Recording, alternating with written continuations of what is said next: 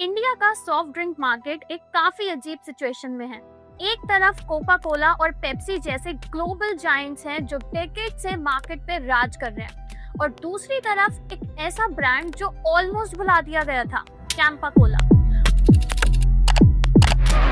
It's here, it's now, it's a holiday. We're gonna have fun all the way. Campa Cola, Campa Cola, Campa Cola. और आज Thums up 1000 crore से ज्यादा का brand है। Coke और Pepsi मिलकर 60 से 80% तक मार्केट को कंट्रोल करते हैं। तो लॉजिकली सोचा जाए, इस मार्केट में किसी भी नए प्लेयर के लिए कोई जगह नहीं होनी चाहिए। लेकिन फिर 2022 में एक अनएक्सपेक्टेड मूव होता है और मुकेश अंबानी सिर्फ 22 करोड़ में एक डेड ब्रांड खरीदते हैं, कैंपा कोला। और सिर्फ 1 से 2 साल के अंदर कैंपा का रेवेन्यू 1000 करोड़ क्रॉस कर देता है। आईपीएल का को प्रेजेंटिंग स्पॉन्सर बन जाता है और 10 रुपए की बोतल से कोक पेप्सी को प्राइस वॉर में खींच कर लेकर आता है। और अब water, energy drink, lemon, orange, जीरा सोडा सब कुछ कैंपा कोला लॉन्च कर चुका है।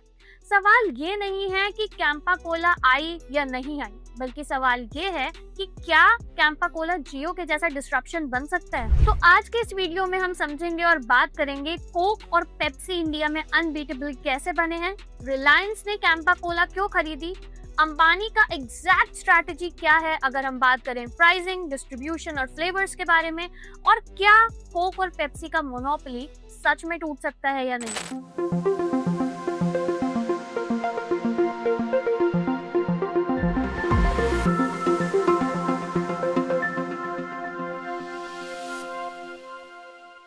1977 में कोका कोला को इंडिया छोड़ना पड़ा क्योंकि गवर्नमेंट ने उससे फॉर्मूला शेयर करने को बोला और कोक ने मना कर दिया। 1980s तक कैंपा एक नेशनल ब्रांड बन चुका था। बॉलीवुड एड्स, मास अपील सब कुछ था। फिर आया 1991 में लिबरलाइजेशन। कोक और पेप्सी सिर्फ प्रोडक्ट लेकर नहीं आए, वो 3 डेडली वेपन्स को लेकर आए, जिसमें से एक था सेलिब्रिटी मार्केटिंग, जहां उन्होंने क्रिकेटर्स, बॉलीवुड स्टार्स से मार्केटिंग कराई और मास अपील करी।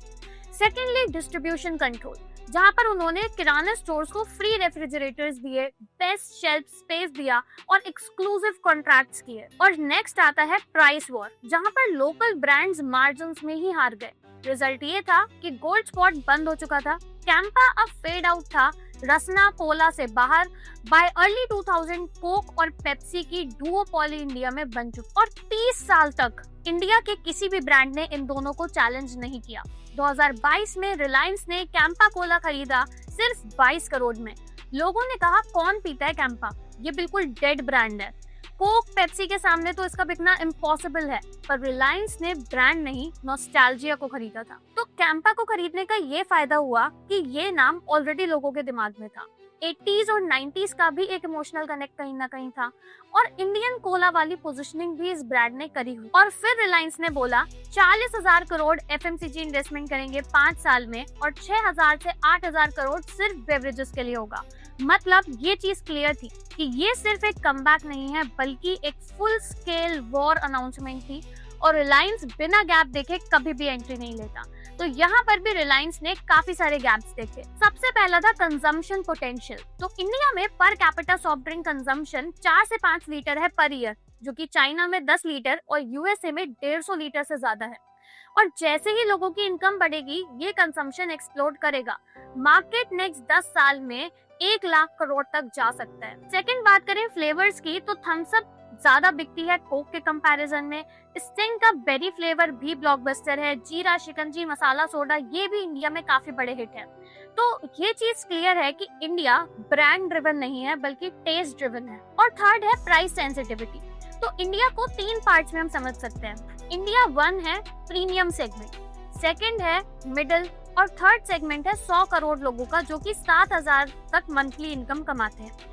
अब ये वो लोग हैं जो 10 रुपए का बालाजी प्रेफर करेंगे ओवर 20 रुपए का लेस, और लोकल ब्रांड्स को प्रेफर करेंगे ओवर इंटरनेशनल प्रेस्टीज। और इन्हीं लोगों के लिए कोक और पेप्सी फेल हो सकते हैं। रिलायंस ने इन्हीं लोगों को अटैक किया, और अंबानी का रियल प्ले है ब्रूटल प्राइसिंग।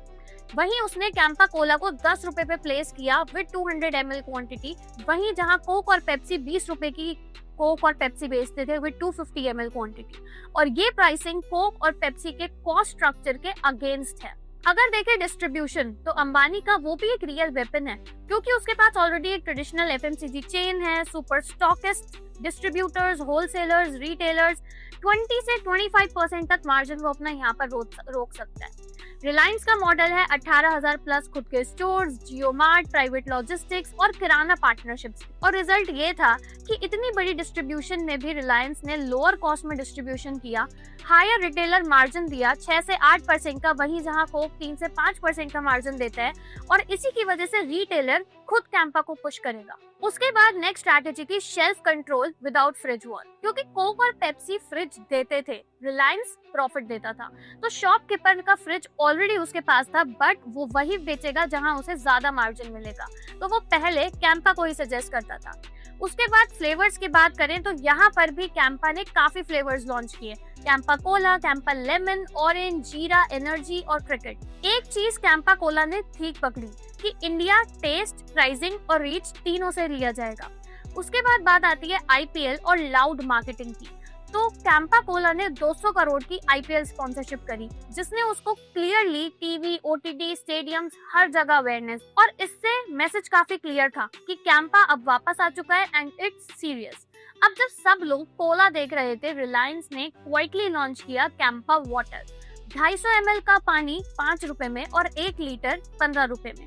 तो यहाँ पर सबसे ज्यादा अटैक हुआ बिस्लरी को। हालांकि बिस्लरी का 50 साल का ट्रस्ट है, जेनेरिक नेम बन चुका है, पर जब रिलायंस जैसा ब्रांड बोलता है प्योर वाटर, तो लोग उस पर डाउट नहीं करते, और उसका गोल है इंडिया का पहला ग्लोबल एफएमसीजी ब्रांड बनना। अब रियलिटी चेक ये है कि रिलायंस अनबीटेबल नहीं है। रिलायंस रिटेल के खुद के स्टोर्स बंद हुए हैं, क्विक कॉमर्स में भी ब्लिंकिट और जेप्टो से काफी आगे है, चैलेंजेस काफी सारे हैं। कोक और पेप्सी की ब्रांड लॉयल्टी देखे तो वो काफी ज्यादा है, प्राइस रिटेलिएशन, टेस्ट की कंसिस्टेंसी और सप्लाई चेन एग्जीक्यूशन। पर डिफरेंस ये है कि कैंपा में नॉस्टैल्जिया और स्केल दोनों है, also it's cheaper and full ecosystem control. Campa Cola को जो प्लेस किया गया है वो सिर्फ एज अ ड्रिंक नहीं, एक स्ट्रैटेजिक वेपन की तरह किया गया है। तो फाइनल क्वेश्चन ये है कि क्या हम 10 रुपए के लिए अपने टेस्ट को स्विच करेंगे या हमारी हैबिट जीत जाएगी। तो बैटल अब शुरू हो चुकी है और मार्केट अब कभी पहले जैसा नहीं रहेगा। तो अब आप बताइए कि आपको क्या लगता है, क्या आप कैंपा कोला ट्राई कर चुके हो और क्या प्राइस के लिए आप इस ब्रांड को स्विच करोगे? Let me know your thoughts in the comments below, and अगर आपको ये वीडियो पसंद आई है तो do like, share and subscribe our channel.